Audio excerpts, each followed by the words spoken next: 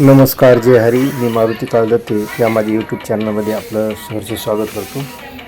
आज आपण आहोत श्री क्षेत्र मच्छिंद्रनाथ संस्थान. हे बीड जिल्ह्यातील शिरूर तालुक्यातील निमगाव मायंबा या ठिकाणी उंचावर असं पश्चिम दिशेला आहे. फोटोत दिसणारे हे आहेत परमश्रद्धेय आदरणीय वैकुंठवासी स्वामी निगमानंदजी महाराज, ज्यांच्या कार्याने ही भूमी पावन आणि पवित्र झालेली आहे. निमगाव या गावातून आपण गडाकडे जाताना सुरुवातीलाच आपल्याला असे हनुमान आणि श्री राधाकृष्ण मंदिर या ठिकाणी पाहायला मिळतं. सकाळी आज लवकरच म्हणजे 7:30-8च्या आसपास मी इथं आलो आहे, त्यामुळे आपल्याला तेवढी गर्दी दिसत नाही आहे, पण हळूहळू आता ही गर्दी वाढायला सुरुवात होत असते. भव्य प्रवेशद्वारातून आत आल्यानंतर अशा प्रकारच्या आपल्याला कमानीमधून आत गेल्यानंतर सुंदर अशी झाडी आणि मंदिराचे कळस आपल्याला पाहायला मिळतात. या ठिकाणी ज्ञानार्जनसुद्धा केलं जातं. आलेल्या भाविक भक्तांना पिण्याच्या पाण्याची सोय, बैठक व्यवस्था मोठ्या सभामंडपामध्ये केलेली असते. त्यामुळे या ठिकाणी अनेक भाविक भक्तांची गर्दी आपल्याला पाहायला मिळत असते.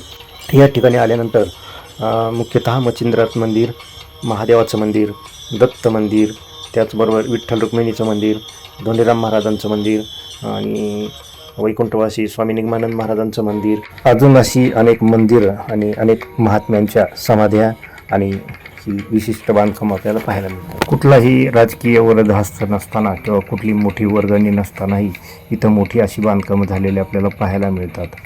मंदिर आणि समाध्यांसोबतच आणि सभामंडपांसोबतच, शिखरांसोबतच या ठिकाणी अशी एक शाळासुद्धा आहे, ज्या ठिकाणी ज्ञानार्जनाचं महत्त्वाचं कार्य या ठिकाणी केलं जातं. अशा या बांधकामांच्या गर्दीत झाडांची सुद्धा गर्दी भरपूर आहे, त्यामुळे इथलं वातावरण असं स्वच्छ, पवित्र आणि निर्मळ असतं. या ठिकाणी उन्हाळ्यातसुद्धा आपल्याला गारठा जाणवेल एवढी झाडांची गर्दी या ठिकाणी आहे.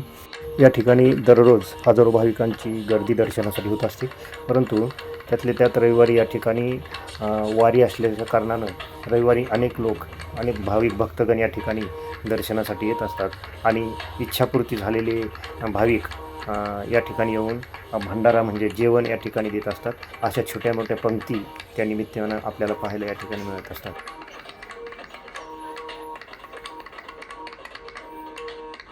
तर हे आपल्याला पंक्ती संपल्यानंतर समोर जे दिसत आहेत हे आहेत स्वामी जनार्दन महाराज शिंदे. वैकुंठवासी स्वामी निगमानंदजी महाराज यांच्यानंतर हे या मठाचं, या गडाचं काम पाहत असतात. यांच्या काळातही अतिशय चांगलं काम म्हणजे अलौकिक असं काम त्यांच्या हातून या ठिकाणी होत आहे. आपल्याला दिसत आहेत हे भाविक जनार्दन स्वामी महाराजांचं दर्शन घेताना दिसत आहेत आणि पाठीमागं श्री दत्तगुरूंचं मंदिर या ठिकाणी आहे. त्यागरूपी संयमाची गाठ बांधून मानवी जीवनात आमूलाग्र बदल घडवणारे परम आदरणीय परमश्रद्धेय वैकुंठ स्वामी निगमानंदजी महाराज यांच्यानंतरही या ठिकाणी हे काम चालू आहे आणि भाविकांची वर्दळ त्यामुळेच या ठिकाणी कायम दिसून येत असते.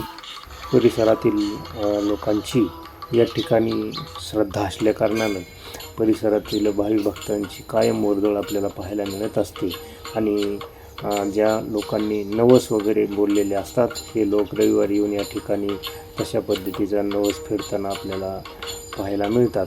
मी अगोदर तुम्हाला सांगितल्याप्रमाणे या ठिकाणी महत्त्वाचं म्हणजे ज्ञानार्जनसुद्धा या ठिकाणी होत असतं.